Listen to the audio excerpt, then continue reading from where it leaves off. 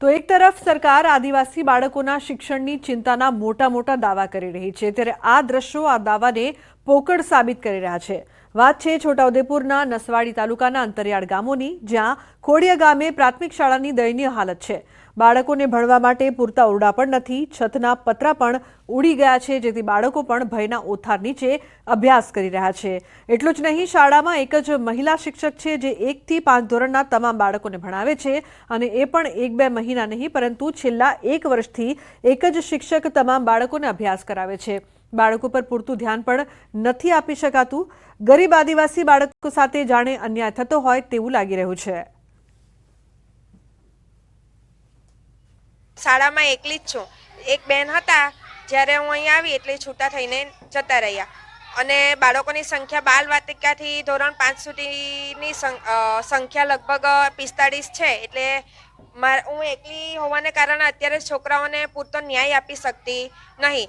જો સરકાર અત્યારે જિલ્લા ફેરના જે કેમ્પો થાય છે તેમાં સરખો નિર્ણય કરે અને બધા એકતરફી શિક્ષકોને જે થઈ રહેલો અન્યાય સામે કશું પરિપત્ર કરીને ઠરાવ કરે અને ત્યાર પછી ભરતી કરે, તો ભરતીમાં નવા શિક્ષકો આવે। નિશાળની અંદર એક જ ઓરડો છે, 40 થી 45 છોકરા આવે છે, અને બીજા ઓરડા તૂટી ગયા છે। કેટલી વારંવાર રજૂઆત કરી છે, પણ આજ સુધી આની કોઈ તકેદારી લીધી નથી। છોકરાનું શિક્ષણ બગડે છે। નિશાળમાં એક જ બેન છે, બીજા શિક્ષકની જરૂર છે, પણ અત્યાર સુધી કોઈ શિક્ષક નહીં મેક્યો। એના લીધે અમારા છોકરાઓનું શિક્ષણ કાચું રહી જાય છે। એક બેન છે અને 45 છોકરા છે, એટલે અમુક વિષયો છૂટી જાય તો છોકરાને કંઈ આવડતું નથી। આના માટે કંઈક આગળ કાર્યવાહી કરો તો સારું છે। ઘટતા 786 ની આજુબાજુ અમારું મહેકમ છે, એમાંથી 1 થી 5માં 275 જેટલી જગ્યા ખાલી છે, અને ભાષા, ગણિત, વિજ્ઞાન અને સામાજિકની અંદર 59 જેટલી જગ્યા, આમ કુલ 334 જેટલા શિક્ષકોની ઘટ નસવાડી તાલુકામાં છે। નસવાડી તાલુકાના ખોડિયા પ્રાથમિક શાળાએ ન્યૂઝ 18 ગુજરાતીની ટીમ પહોંચી છે। આપણે તસવીર બતાવવા માંગીશું। આજે ખોડિયાની જે પ્રાથમિક શાળા છે કે તેમાં અંદાજે 50 જેટલા બાળકો અભ્યાસ મેળવે છે। 2 શિક્ષકની મહેકમ છે, પરંતુ આ જે શાળાની અંદર માત્ર એક જ શિક્ષક અભ્યાસ આપી રહ્યા છે। આપણે અંદરના દ્રશ્યો બતાવવાના પ્રયત્ન કરીશું કે આ એક જે શિક્ષિકા છે કે જે બાળકોને અભ્યાસ આપી રહ્યા છે। 1 થી 5ની શાળા છે, બાલવાટિકા આમ 6 ધોરણ થાય, પરંતુ આજે એક શિક્ષિકા તમામ બાળકોને અભ્યાસ આપવા મજબૂર છે। આજે બોર્ડ જે લગાવ્યું છે, બ્લેક બોર્ડ છે, તેની ઉપર શિક્ષિકા લખી રહ્યા છે, અને બીજું કે ઉપર ધોરણ ને વિષય લખેલો છે। આપણે એ બતાવવા માંગીશું કે ધોરણ લખેલું છે, તેમાં પણ બાજુમાં બાલ 1, 2, 3, 4 ને 5 આમ સલંગ તમામ ધોરણો આ એક જ શિક્ષિકા અહીંયા આપી રહ્યા છે, અને ખુદ જણાવી રહ્યા છે કે બાળકોને ન્યાય આપી શકતા નથી। જ્યારે અન્ય શિક્ષકની ભરતી કરવામાં આવે, આ એક શાળા નથી, પરંતુ છોટાઉદેપુર જિલ્લાના અનેક શાળાઓની અંદર આ જ પરિસ્થિતિ છે। બાળકોને પૂરતો અભ્યાસ મળતો નથી। સરકાર જે દાવાઓ કરે છે કે છેવાડાના માનવી સુધી વિકાસ પહોંચ્યો છે, છેવાડાના માનવી સુધી જે શિક્ષણ પહોંચ્યું છે, પરંતુ શું આપ જોઈ શકો છો કઈ રીતે બાળકો અભ્યાસ મેળવે? જ્યારે એક જ બેન્ચીસ પર બેસીને તમામ જે વિષયના વિદ્યાર્થીઓ છે હાલ અભ્યાસ મેળવી રહ્યા છે। એટલે ચોક્કસથી આજે ગામના લોકો, શિક્ષિકા, તમામ લોકો કહી રહ્યા છે કે હવે ખરેખર આ જે શાળાઓની અંદર શિક્ષકોની ભરતી કરવામાં આવે અને જે બાળકોને ભાવિ સુધારવામાં આવે તે ખૂબ જરૂરી બન્યું છે। સેજબ ખત્રી, ન્યૂઝ 18 ગુજરાતી, છોટાઉદેપુર। તો ભણશે ગુજરાત, આગળ વધશે ગુજરાત, પરંતુ વિદ્યાર્થીઓને ભણાવનાર શિક્ષકોની જો ઘટ હશે તો કઈ રીતે આગળ વધશે ગુજરાત? ન્યૂઝ 18 ગુજરાતીએ શિક્ષકોની ઘટ વિશે વધુ માહિતી એકત્રિત કરવા પંચમહાલ જિલ્લાના શાળાઓની મુલાકાત લીધી। ભણતર માટે અમે કાળજી રાખીએ, પણ શાળાની અંદર પૂરેપૂરા શિક્ષકો નથી, અને આવી રીતે લગભગ તમામ શાળાઓમાં આખા તાલુકા લેવલે, જિલ્લા લેવલનો આ જ પ્રશ્ન છે। તો અમારી શાળાની અંદર જો પૂરતા શિક્ષકો હોય વિષયવાર, તો દરેક શિક્ષકો દરેક વિષયનું બાળકોને સુખ શાંતિથી ભણાવી શકે, અને આ જો શિક્ષકો પૂરેપૂરા ના હોય તો અમારું બાળક 10મામાં કેવી રીતે પાસ થાય, વત્તા આગળ જતાં 12મામાં પણ પ્રશ્ન ઊભો થાય। અમારી શાળામાં માત્ર 2 જ શિક્ષકો છે, ગણિત, વિજ્ઞાન અને અંગ્રેજી। તો અમારે શિક્ષકોની જરૂર છે, સામાજિક વિજ્ઞાન, પશુપાલન, હિન્દી ને ગુજરાતી। તો અમારે સરકારને એક એ વિનંતી છે કે અમને 2 શિક્ષકો આપે. ગ્રામીણ સ્કૂલમાં અભ્યાસ કરીએ છીએ. મારા મમ્મી પપ્પા ખેડૂત છે, એ માટે અમે શહેરની સ્કૂલોમાં ભણી શકતા નથી, મોટી ફી ખર્ચી શકતા નથી.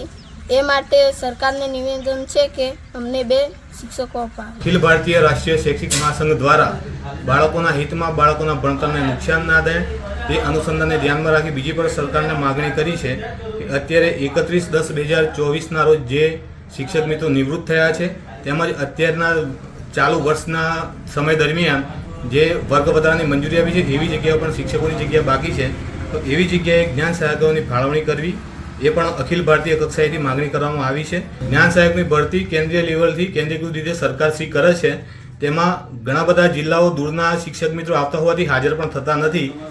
સમજો કે સુરત અને વલસાડ જિલ્લામાંથી આવતા હોય તો પંચમહાલ છે અથવા તો પછી કચ્છ છે એવા અંતરિયાળ વિસ્તારોમાં એ હાજર થતા નથી, તો ત્યાં પણ બાળકોનું શિક્ષણ કાર્ય બગડે છે. એટલે આપણે અખિલ ભારતીય રાષ્ટ્રીય શૈક્ષિક મહાસંઘ વતી એવી પણ માગણી કરવામાં આવી છે કે જિલ્લા કક્ષાએથી ભરતી કરવામાં આવે.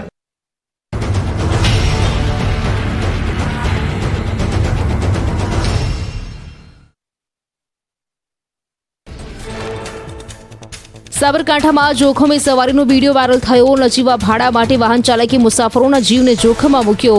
ટ્રાફિકથી ધમધમતા રોડ પર જોખમી સવારી કરાતી હોવાનો વિડીયો સામે આવતા ઉઠ્યા અનેક સવાલ. અંકલેશ્વરમાં નોટિફાઈડ એરિયામાં રખડતા ઢોરનો ત્રાસ. અંકલેશ્વર જીઆઈડીસીમાં રખડતા ઢોર પકડવાની કામગીરી હાથ ધરાઈ. સ્થાનિકોની ફરિયાદ મળતા પોલીસે પશુ માલિકો સામે હાથ ધરી કાર્યવાહી. સુરતમાં જાહેરમાં જન્મદિવસની ઉજવણીનો વિડીયો વાયરલ થયો. પાંડેસરાના ઉમિયાનગરનો વિડીયો હોવાનું અનુમાન. જાહેર માર્ગ પર તલવાર વડે યુવકે કેક કાપી. વાયરલ વિડીયોની ન્યૂઝ 18 ગુજરાતી પુષ્ટિ નથી કરતું. અરવલ્લી સાબરકાંઠામાં સીઆઈડી ક્રાઇમની તપાસ. બીઝેડ ગ્રુપની ફાઇનાન્સ સર્વિસની ઓફિસો પર તપાસ. રણાસન મોડાસા માલપુર ખાતે સીઆઈડી ક્રાઇમની તપાસ. પોલીસ દ્વારા ઓફિસોમાં દસ્તાવેજોની તપાસ. ઉત્તર ગુજરાતમાં સીઆઈડી ક્રાઇમની મોટી કાર્યવાહી. ઉત્તર ગુજરાતમાં બીઝેડ ગ્રુપ પર સીઆઈડીની તવાઈ. નનામી અરજીના આધારે સીઆઈડીએ હિંમતનગર, વિજાપુર, મોડાસા, માલપુરમાં દરોડા પાડ્યા. ગેરકાયદેસર રીતે પૈસા ઉઘરાવ્યાનો આરોપ. બીઝેડ ગ્રુપે રોકાણકારો પાસેથી 6000 કરોડ ઉઘરાવ્યાનો આરોપ. ગુજરાત, રાજસ્થાનમાં ઓફિસ ખોલી રોકાણકારો પાસેથી ગેરકાયદે રૂપિયા ઉઘરાવવાનો આરોપ. 7 પીઆઈ અને 50 પોલીસ કર્મચારીઓ દરોડામાં સામેલ. બીઝેડ ગ્રુપની ઓફિસમાંથી દસ્તાવેજોની તપાસ. ઉત્તર ગુજરાતમાં ભૂપેન્દ્રસિંહ ઝાલાની જાળનો પર્દાફાશ. 3% થી 36% સુધીના વ્યાજની લાલચ આપી અનેકને બાટલીમાં ઉતાર્યા. સીઆઈડીની ટીમો 1 મહિનાથી કરતી હતી સર્વેલન્સ. 2020થી લાયસન્સ વગર ચાલતી હતી સંસ્થા. 2 એકાઉન્ટમાંથી 1.75 કરોડના ટ્રાન્ઝેક્શન થયાનું ખુલ્યું. ઓફિસમાંથી રોકડા 16.37 લાખ અને કમ્પ્યુટર, પ્રિન્ટર સહિતના સાધનો જપ્ત કર્યા. અનંત દરજી નામના એજન્ટની અટકાયત. એજન્ટને 5 થી 25% કમિશનની લાલચ અપાતી. સીઆઈડીના દરોડા બાદ ભૂપેન્દ્ર ઝાલા ભૂગર્ભમાં ઉતર્યો. કરોડો રૂપિયાના રોકાણ મેળવી એકાએક ભૂગર્ભમાં ઉતરતા રોકાણકારો ચિંતામાં. મોટી સંખ્યામાં ખેડૂતો, શિક્ષકો અને પોલીસ કર્મચારીઓ, અધિકારીઓ છે રોકાણકાર. રોકાણકારોના નાણાં વિદેશમાં ટ્રાન્સફર કર્યા હોવાની આશંકા.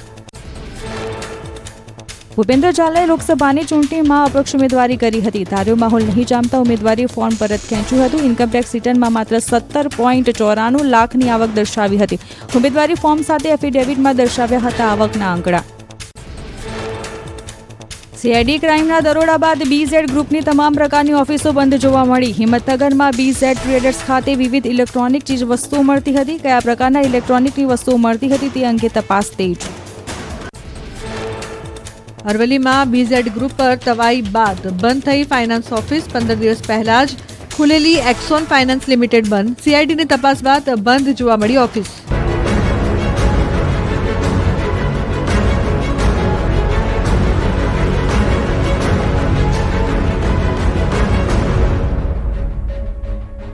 નમસ્કાર, આપ જોઈ રહ્યા છો ગુજરાતની number 1 news channel news 18 Gujarati. આપણું ગુજરાત સાથે હું છું સિદ્ધાર્થ ધોળકિયા. મહત્વના સમાચારથી શરૂઆત.